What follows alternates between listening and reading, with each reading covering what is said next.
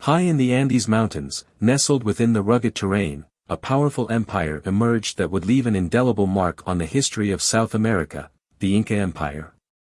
At its peak, the empire, known as Tawantinsuyu, stretched over vast swathes of land, encompassing modern-day Peru, Ecuador, Bolivia, and parts of Chile, Argentina, and Colombia.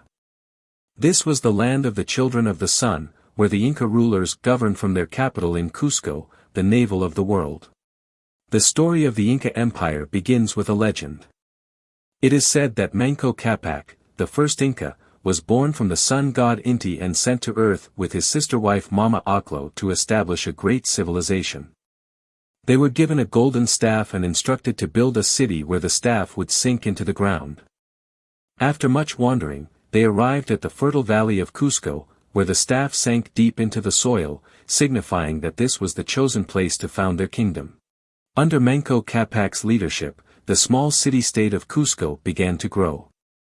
His successors continued to expand the Inca domain, but it was under the ninth ruler, Pachacuti Inca Yupanqui, that the Inca Empire truly rose to power.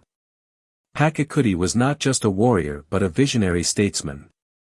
He reorganized the kingdom into a structured empire, introduced agricultural innovations, and constructed grandiose buildings, including the famous fortress of Sacsayhuaman and the religious center of Machu Picchu, which would later become one of the most iconic symbols of Inca civilization. Pachacuti's military campaigns were relentless.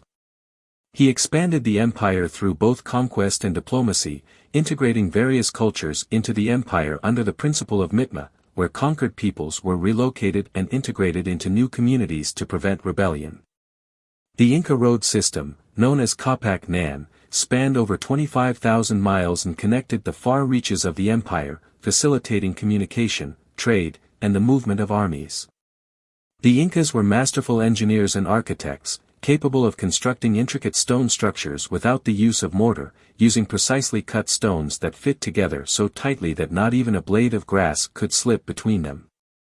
They were also advanced in agriculture, utilizing terrace farming and sophisticated irrigation systems to cultivate crops in the challenging mountainous terrain.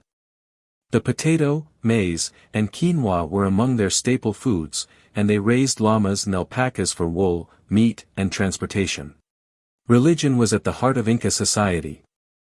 The Inca emperor, known as the Sapa Inca, was considered a living god, the direct descendant of the sun god Inti.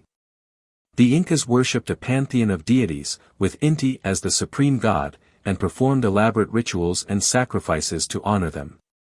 The most sacred site in the empire was the Temple of the Sun in Cusco, where priests conducted ceremonies and maintained an eternal flame. As the empire continued to expand, it encountered new challenges. The vast territory was difficult to govern, and tensions began to rise among the different ethnic groups within the empire. The Inca rulers also had to contend with external threats, such as the warlike tribes from the Amazon rainforest and the expanding Spanish Empire across the Atlantic.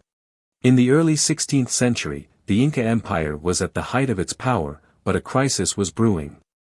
The death of Emperor Huayna Capac in 1527, likely from smallpox introduced by European explorers, led to a bitter civil war between his sons, Huáscar and Atahualpa. This internal strife weakened the empire just as the Spanish conquistadors, led by Francisco Pizarro, arrived on the coast of Peru. Pizarro, hearing of the wealth and grandeur of the Inca Empire, sought to exploit the situation. With a small force of about 180 men, he advanced towards the heart of the empire, using deception and strategic alliances with rival factions to his advantage. In 1532, Pizarro met with Atahualpa, who had just emerged victorious in the civil war against his brother, in the town of Cajamarca. The meeting quickly turned into a massacre when the Spaniards ambushed the Inca forces, capturing Atahualpa.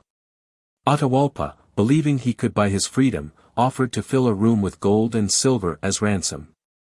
The Spaniards greedily accepted, and for months, the treasures of the empire were brought to Cajamarca.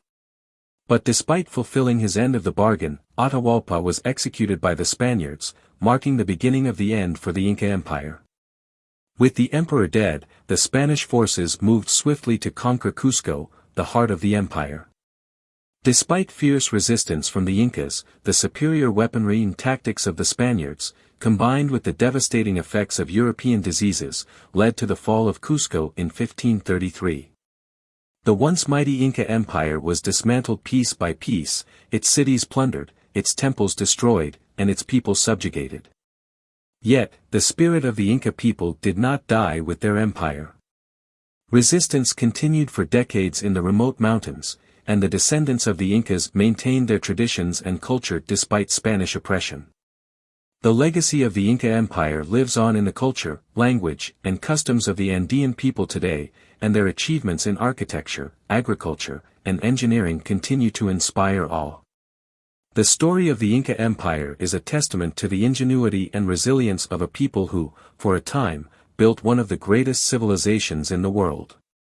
Though it fell to the forces of conquest, its memory endures, a reminder of a lost world high in the Andes, where the children of the sun once ruled.